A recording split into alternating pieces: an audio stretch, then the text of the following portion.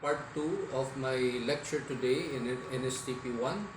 So as usual, we will proceed with the grammar, no, the grammar book, and we are now in verbs, no, chapter 4a. Last time I discussed about dynamic verbs,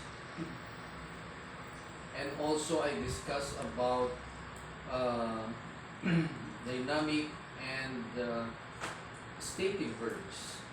No, so I will not belabor this point. We proceed with another kind of verb, which is helping verb. What is another term for helping verb? Auxiliary verb or auxiliary verbs. No, so here the most common auxiliary or helping verbs are the verbs. What are the common verbs used as auxiliary verbs? Now, the most common would be the verb to be, again, and then to have, and then to do. No? So these are very commonly used as auxiliary or helping verbs. Now, what do we mean when we say helping verbs? In short, I told you before that for a sentence to have a complete thought, no, you cannot consider a sentence unless there are two components by way of a review. So what are those components again? The two essential components are the subject and the predicate. No? So remember this. You cannot have a sentence with a complete thought unless you have a subject or you have a predicate. So the subject is what the sentence is all about. So it's usually a noun or a pronoun. You can easily detect that it is the subject because the sentence talks about everything about the subject. Then how do you determine that it is the predicate? It is the predicate, the starting point would be the verb. No? So you have to determine first the verb, then you can already determine what your predicate is. Okay, let's take an example. Example would be Maria goes to the market. No, Maria goes to the market. So this is a grammatically correct statement, no? Maria goes to the market. What is the subject here? Of course, I told you the subject can always be a noun or a pronoun. So in this case, what is your subject? Your subject is Maria because Maria is a noun, actually a proper noun. And what is your verb here in this statement? The verb would be goes. No, so starting from here, that one will be your predicate. No? Get the point? So the rule for you to determine which one is your subject and which one is your predicate, the subject is what the sentence is all about. No? What or who performs the action, no? Whether it's a mental or a physical action. In short, what the sentence is all about. And in this sentence, you are talking about Maria because she is doing the action. Now, is there a helping verb or an auxiliary verb here? Do you see an auxiliary or helping verb? There is none. Okay? So if there is none, that is a statement with a, what kind of verb is to go? It's a physical action. So there is a physical action here. So it's a dynamic verb. No? We have here a dynamic verb. Goes is an action. Now, what about if your statement is Maria is no, is going to the market, no? So there's the essence or the meaning is the same. But then again, we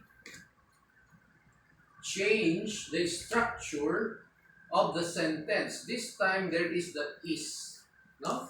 So who is the subject of the sentence? Again, Maria. But there is this. Is a verb? Yes, it is a verb. Where did it come from, this verb? What verb did it come from?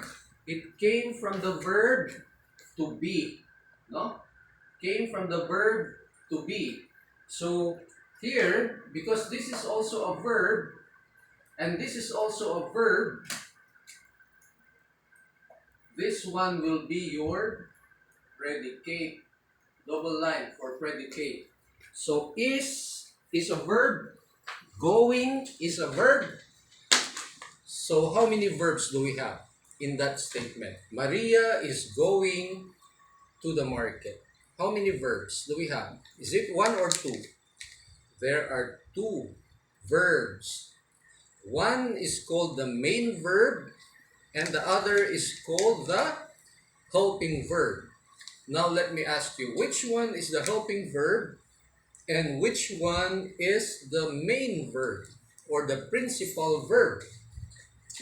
The principal verb is usually an action word. No? It's usually an action word. The main verb, MV. Main verb is usually an action word. And this, what do we call this? It's now the helping or auxiliary verb. Now, if we remove that, Maria going to the market, is that a good sentence or is it a sentence with which is written grammatically correct? The answer is no, because for you to complete the structure of this sentence, you need a helping verb, which is. So do not say, I enjoying the show. That is wrong. That's grammatically incorrect. Now, I told you, where did this verb come from? It came from the helping verb to be. So do not forget your be verb. No, they are. This verb is very, very important. So we conjugate this in the present tense. So you have pronoun I, then you singular, then he, she, it. So we have that in singular form. Then here the plural personal pronouns. What do we have? We have you plural. And then the plural form of this would be they. So if we conjugate the verb to be in the present tense, no, simple present, the verb to be. So do you say I what? I am.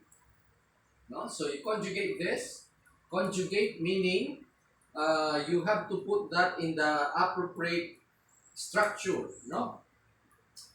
I am, you are, he, she, it is, we are, you are, they are. And this time, because you have another verb which is going, you see where it came from? He or she, Maria, is going to the market. No? That is where the is came from. So you need two verbs there. The first verb is what we call the main verb, and the second is what we call the helping verb. So it is wrong for you to say, I going to the market.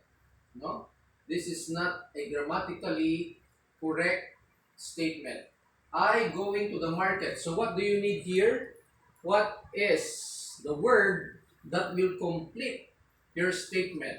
Because you are using I, so you conjugate the verb to be, you put the am. I am going to the market. No? Clear so far? Now, you will notice that your main verb rather, your main verb is in the ing form. Also, you give me examples of verbs ending in ing. Okay, give me one. Okay, going, no? Uh, taking, running, sitting, writing. So this one, the ing form, if you will notice, there is the ing, no? It denotes a continuing action. Continuing action, no? It denotes a continuing action. And how do we call this? All these verbs are called, they are not actually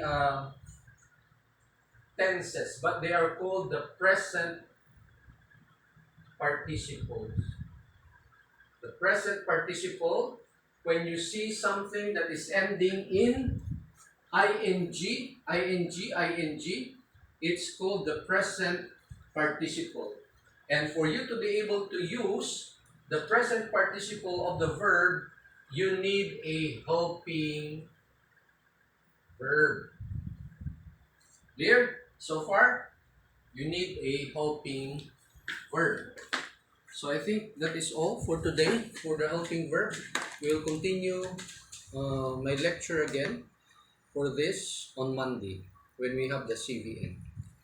Okay, I repeat, this will be your assignment. First, you have to read chapter 1 of our textbook. Then assignment number 3 would be, why do we say that the Philippines is a democratic republic? That is assignment number 3. Assignment number 4 is you have to summarize the WAVA law. The WAVA is Overseas Absentee Voting Act of 2003. It's RA 9189 and RA 10590. Now, if you have questions or concerns that you would like to raise, then feel free to make a message in our group chat. Okay, thank you and good morning, everyone.